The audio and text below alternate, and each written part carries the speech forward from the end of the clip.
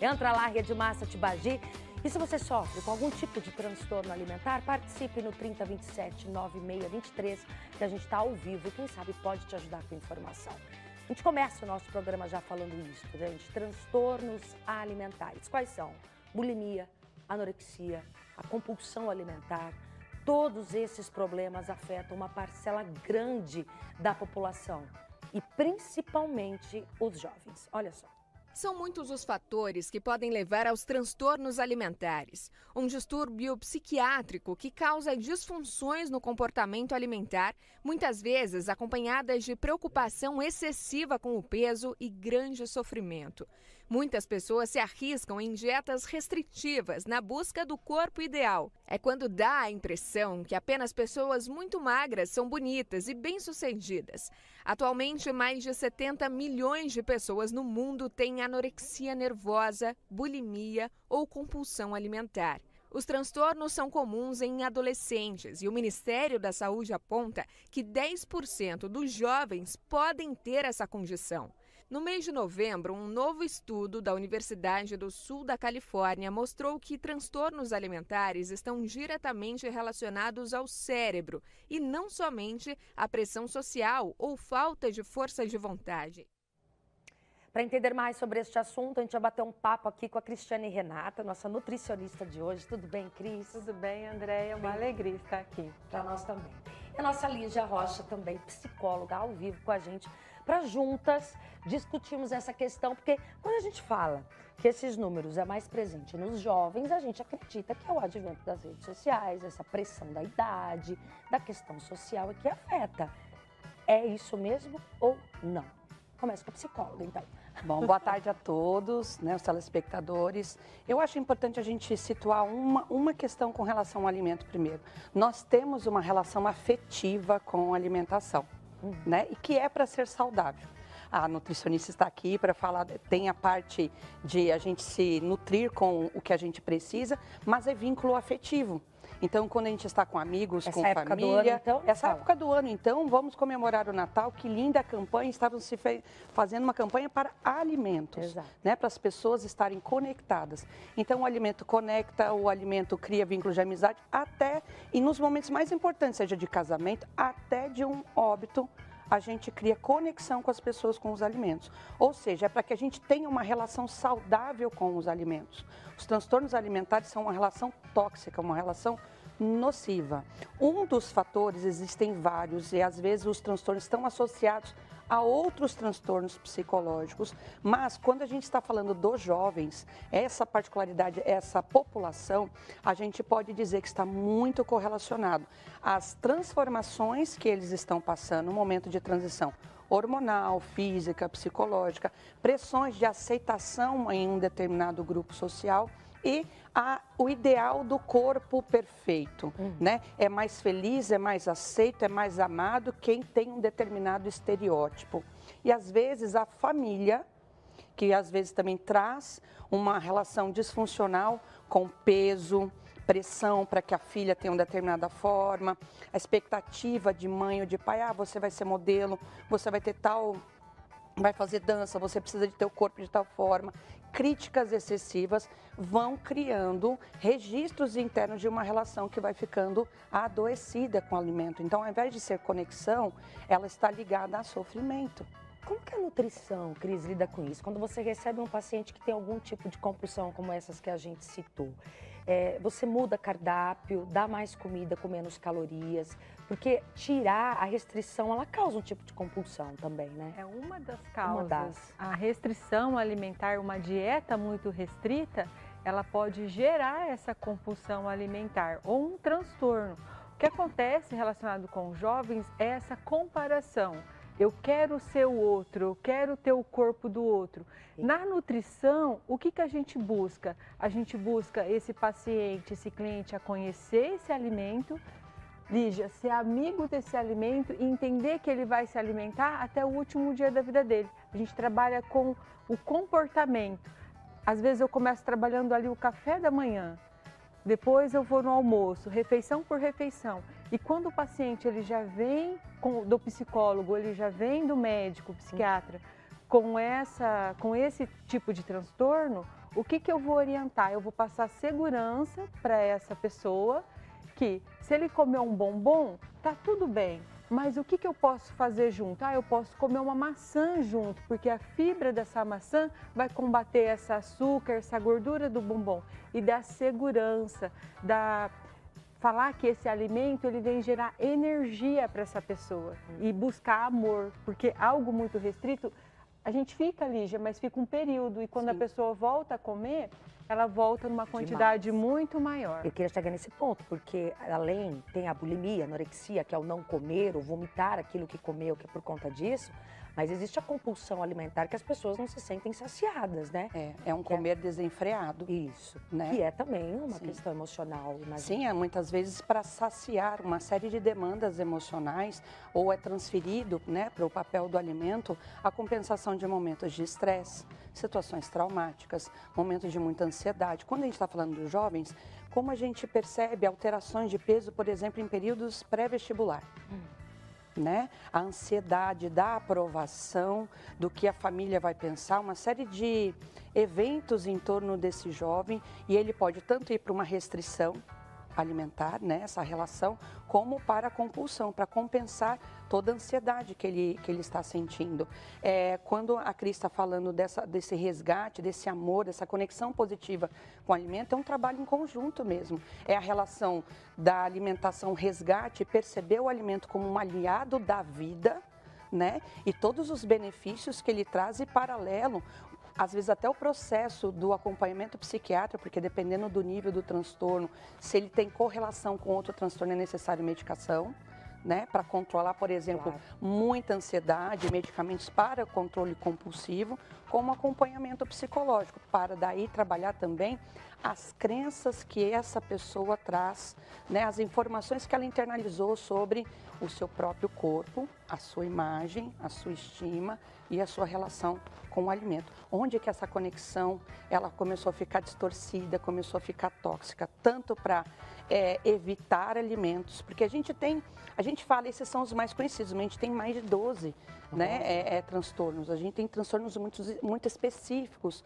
alimentares e é muito importante a gente fazer a leitura e ir entendendo a correlação do como ele manifesta o comportamento, o significado que tem para ele, porque se eu estiver magro, a minha mãe não vai mais cobrar tal coisa de mim. Então, a correlação que é feita com o alimento está associada a ser aceito pela mãe, está relacionado a ser amado. Então, a raiz muitas vezes, dessa distorção vai estar ligada exatamente ao desamor. Então, a gente tem eixos de desamor, ou desamparo, ou desvalor, e que é uma equação emocional, feita na forma de pensar, de sentir e de agir com relação à sua própria imagem e com relação ao comportamento alimentar. Então, é uma conexão de equipe, né? Sim, e pegando esse período de festa, o que eu pego muito, às vezes a pessoa fala assim, nutricionista, eu tenho vergonha de relacionar, porque é mais a família e o parente, e a pessoa olhar para mim e me ver e dar uma crítica, gerar uma crítica. E eu sempre falo, olha, se você tem algo de positivo para falar para essa pessoa, fale. Se você não tem nada, se cale, porque uma palavra traz uma consequência para quem está escutando muito, muito grandiosa. E que esse Natal, ele venha a ser de afeto, de abraço com os nossos parentes, com as pessoas que a gente ama e nossos amigos. E a gente vai deixar esse lado, essa comida, porque a gente fica sem, Lígia, esse carinho de pai, de mãe, de amigos, verdadeiro, aquele elogio verdadeiro. E quem que vai me abraçar? Quem que vai me dar esse carinho? A comida. E quando a gente tem esse carinho, a comida é uma consequência desse momento festivo que nós estamos vivendo. É um complemento, né? Ela cumpre esse papel de conexão, né? E continuar discutindo isso. Aliás, você participe do nosso programa.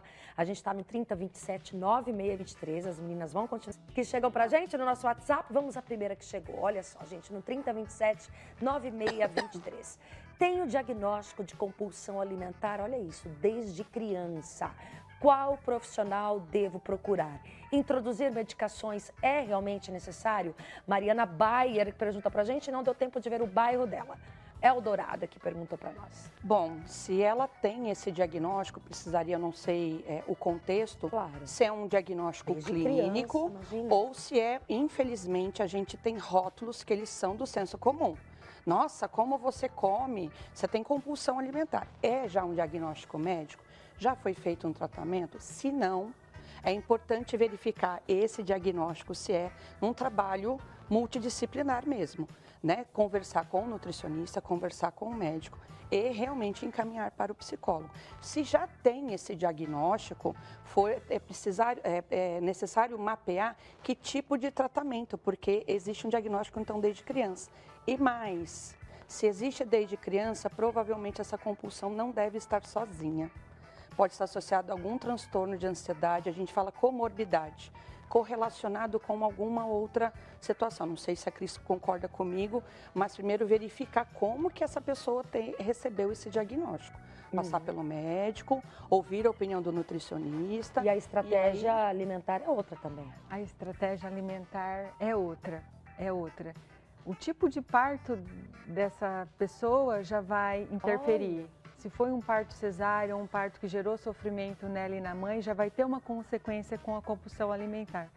O que a gente usa de algo simples que vai ajudar essa pessoa ou quem sofre da compulsão alimentar? Sentir o sabor na boca, porque aquele sabor gostoso, daquele doce, daquele salgado está na boca. Então, quanto mais eu mastigo esse alimento, mais eu sinto esse sabor. A partir do momento, eu falo para o paciente, quando você engole, passou o sabor.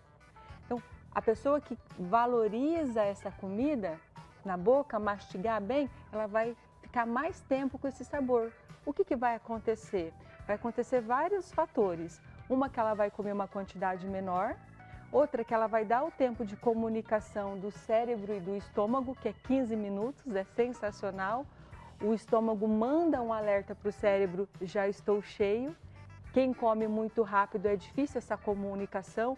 Quando vai essa comunicação, a pessoa pensa, eu acho que eu comi demais. Tem aquela sensação, acho que eu estou meio empachado. Comeu muito rápido, não teve tempo dessa comunicação entre esse órgão, estômago e cérebro. Tem várias coisas também perfeitas, mas uma delas é assim, se conecte com o seu corpo perguntando, o que você quer comer hoje? E graças a Deus a gente tem a oportunidade de escolher se a gente quer uma banana, se a gente quer uma mandioca, se a gente quer um ovo. E quando a gente se conecta e pergunta o que eu quero comer hoje e você vai doce ou salgado, você vai direcionar o seu corpo, você vai comer aquele alimento e eu garanto que você vai terminar o seu dia mais leve. Eu brinco, Lígia e Andréia, sem querer comer o reboco da parede. Aí, ó. Tem uma outra questão, além de perguntar o que comer, se perguntar também, o que eu estou sentindo é fome? Porque às vezes não é. Exatamente, muitas vezes não é. Vamos a mais uma participação que está com a gente ao vivo, 1h51, é a Moniquinha, de Sarandi. Olá, boa tarde, meninas. Boa tarde, Moniquinha. Há pouco tempo, minha filha, que hoje tem 18 anos, teve transtorno alimentar. Ela comia e provocava o vômito. Logo que percebi, levei ela na psicóloga e na Nutri. Ela fez tratamento e superou, mas eu morro de medo de voltar. A pergunta dela é, corre o risco desse transtorno voltar? Mônica, de Sarandi. E aí, é recorrente? Volta? Olha, não sei quanto tempo ela fez, né, o processo terapêutico, se houve a alta, se houve toda uma orientação, porque existe, vou falar da abordagem que eu trabalho, na cognitivo-comportamental, a gente vai fazendo estratégias e ferramentas, independente do transtorno, mas aqui no caso da bulimia, eu falo que a intenção do processo terapêutico é que o paciente torne-se terapeuta de si mesmo. Então, ela vai ter ferramentas para perceber momentos em que aquela campainha da relação de autoimagem, né, negativa, de se imaginar de uma determinada forma distorcida, tocar, ela saber o que fazer. Corre o risco de voltar? Pode ser.